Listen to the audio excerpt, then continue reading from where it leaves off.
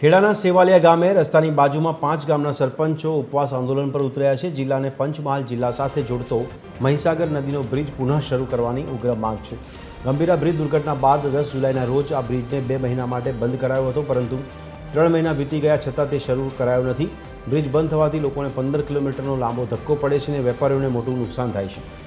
ત્યારે ઉપવાસમાં વડોદરા જિલ્લાના વચ્ચેસર ગામના સગર્ભા મહિલા સરપંચ પણ જોડાયા છે। તંત્રએ આપેલું 10 દિવસમાં શરૂ કરવાની ખાતરી પૂર્ણ ન થતાં આ આંદોલન કરવામાં આવ્યું છે। 25 દિવસથી હું બાજુમાં રહું છું, દરરોજ ત્યાં જોઉં છું। 5 જ જણ કામ કરતા હતા।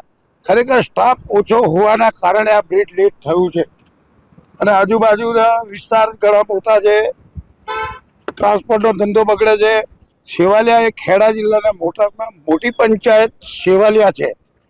પબ્લિક એટલી હેરાન થાય છે, ગામના ટોટલ વેપારીઓના, નાના માણસોના ધંધા બધા બંધ થઈ ગયા છે। ખરેખર આની અંદર જો સ્ટાફ વધારે રાખી, મજૂરો રાખી અને ઉપરના અધિકારીઓ ધ્યાન આપે તો જ વહેલું ચાલુ થાય।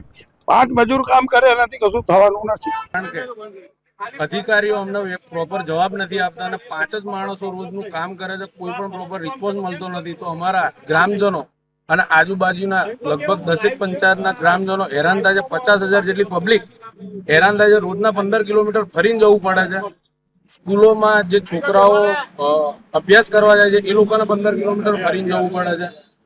વેપારી ધંધામાં એ લોકોને ફરીને જવું, નાનામાં નાનો માણસને 15 કિલોમીટરનો રોજનો સફર કરવો પડે છે।